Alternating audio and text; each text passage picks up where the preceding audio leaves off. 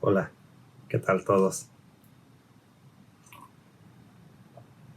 So it's obvious that, we're not able to meet in person like we've been used to. And, this is a new format that Conchas y Café is taking, at least for the time being.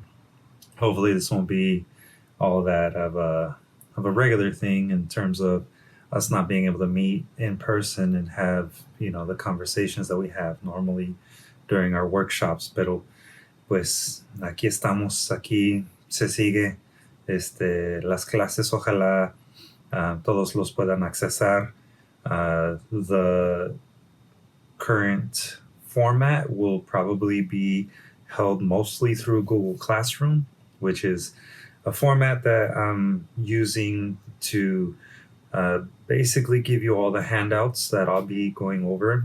Hopefully, that also gives us an opportunity to actually have a kind of dialogue in our own way. And the hope of this new version of Conchas y Café, or at least not so much a new version, but a format that will kind of work for us to be able to facilitate, the conversations and the creation of new writing.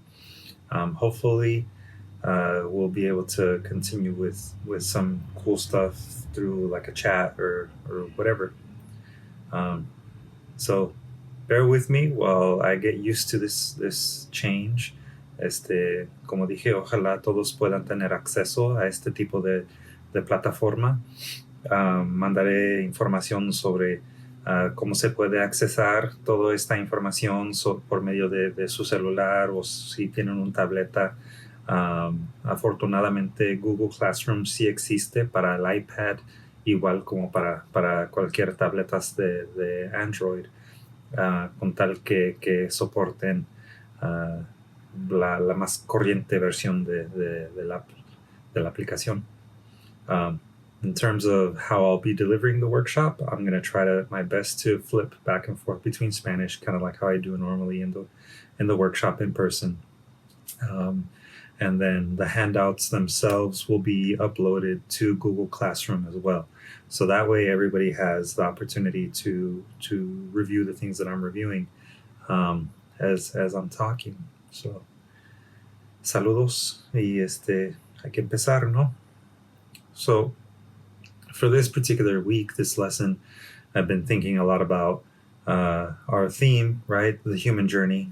And what does that really mean for us as we, embark on not just like our personal growth and our personal, path in terms of our aging and migration and the history of our family, of ourselves, of our community as a whole, which are all the things that we've discussed up to this point.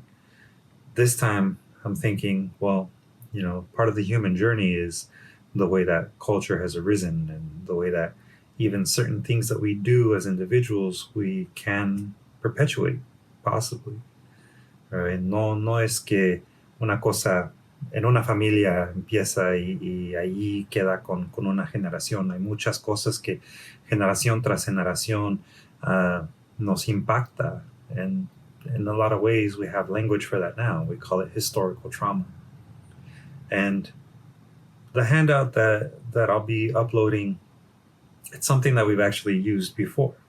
It's not entirely new for those of you that have been part of the Conchas y Café workshops now for at least a year. And the quote that I wanted to start off with is by Charles Bukowski. It comes from The Minute.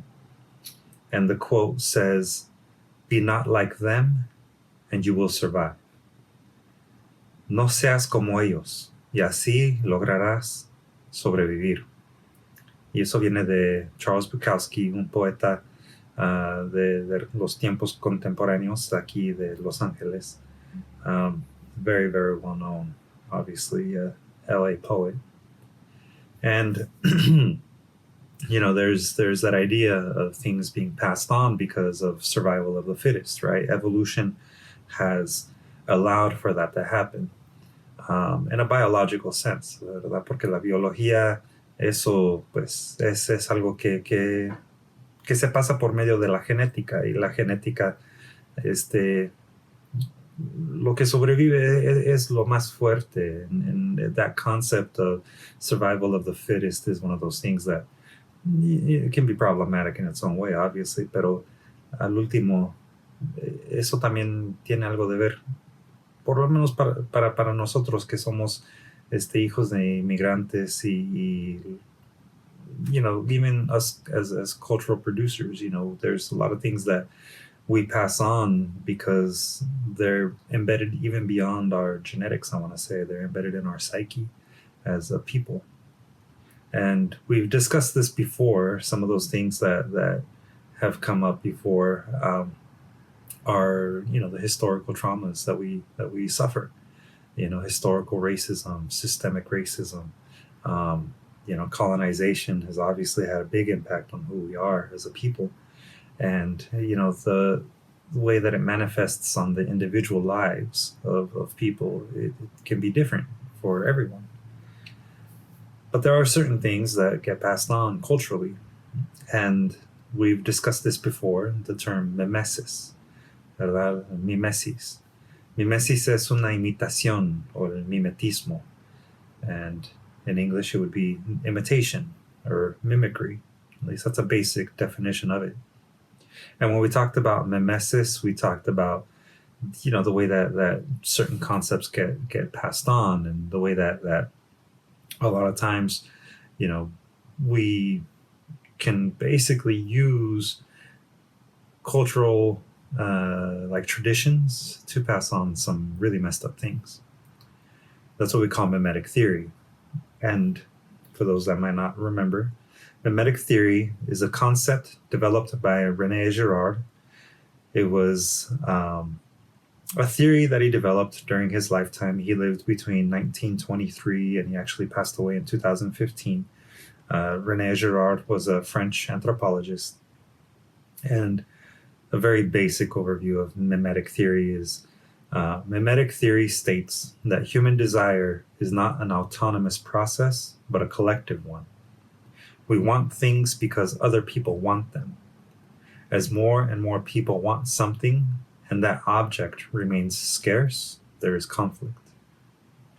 Human societies manage mimetic conflict through the scapegoat mechanism. If the conflict over a scarce object becomes too intense, the community subconsciously chooses a scapegoat which is sacrificed, either literally or metaphorically. Obviously the reason why we're having the online version of our Conchas y Café workshop, and hopefully the other workshops soon, is partly because of, the public health crisis that's happening right now with COVID-19. And it kind of goes without saying, but, this date today, March 18th of 2020, there has been a lot of fear around people getting sick and spreading disease and all of that. And unfortunately, one of those side effects has been the way that people are reacting and panic buying, right? And it's very easy to point fingers at people, if, the president had not been so slow in responding, if, the source of the coronavirus had been basically contained from the beginning, we may not be in this situation. And so it's very easy to point fingers. And sometimes, it's valid. Other times, though, especially when we're talking about the way that culture is produced and perpetuated, the scapegoat can be something that is toxic. It's toxic to our well-being. Traditional religions and rituals are ways of transforming the scapegoat mechanism into institutions, which can then be used over and over to resolve the mimetic conflict.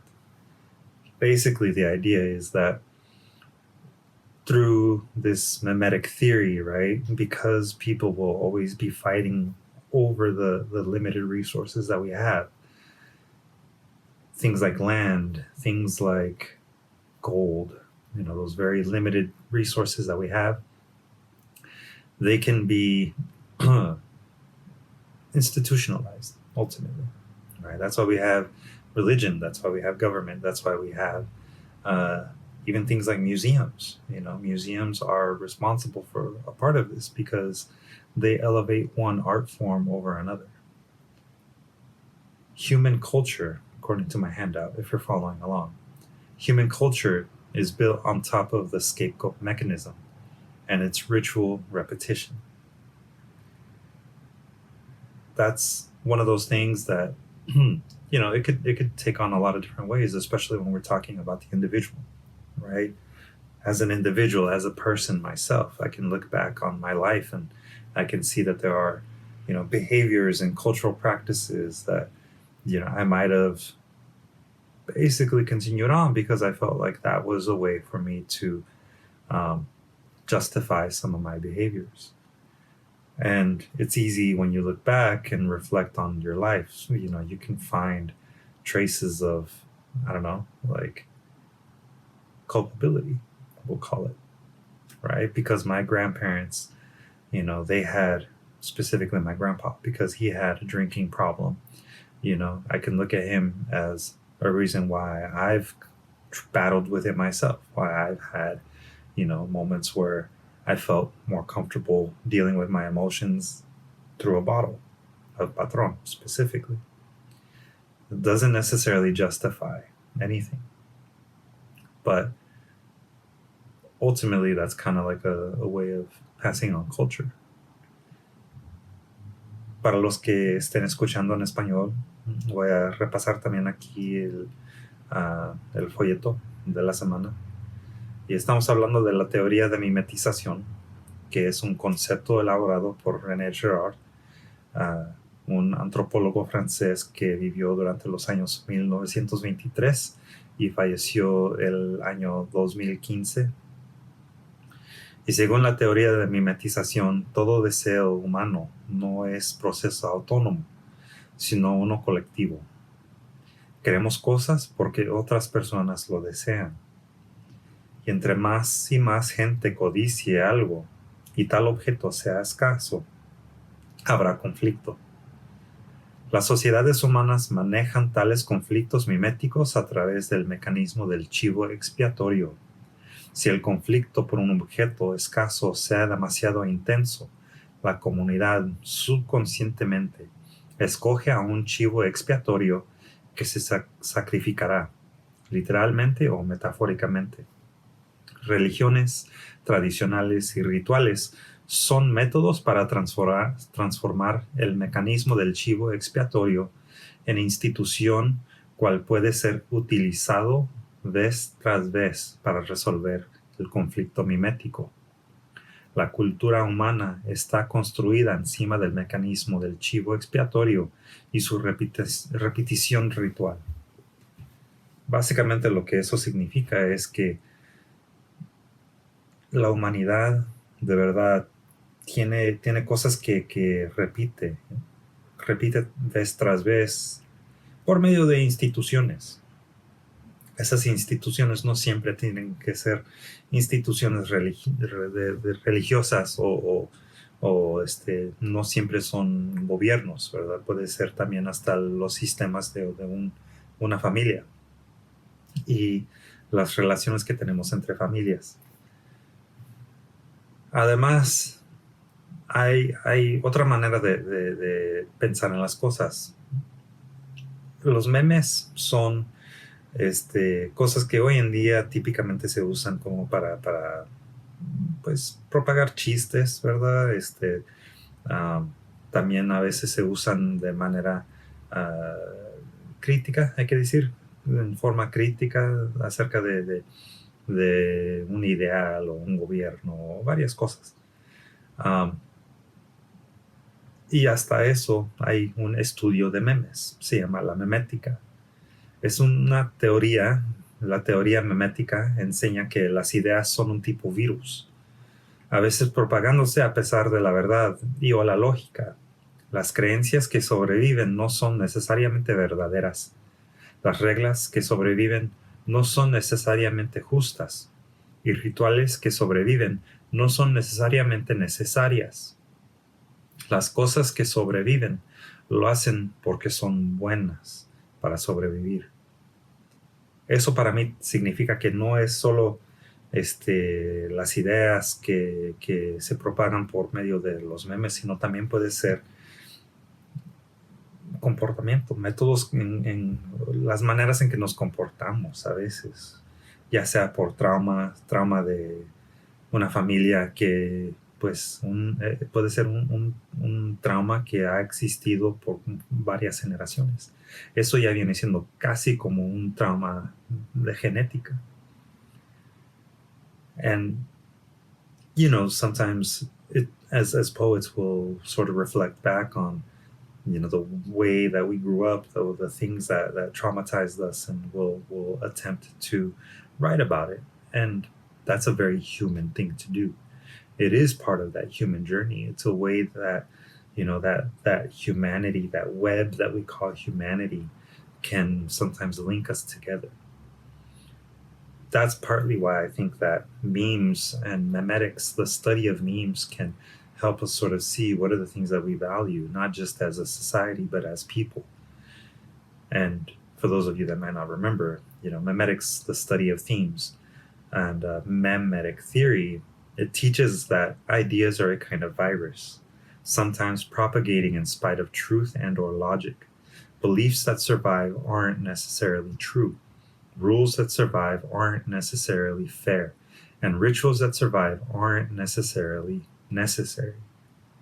Things that survive do so because they are good at surviving. One of those things that we can oftentimes see in our personal lives is the types of traumas that our family have caused on us.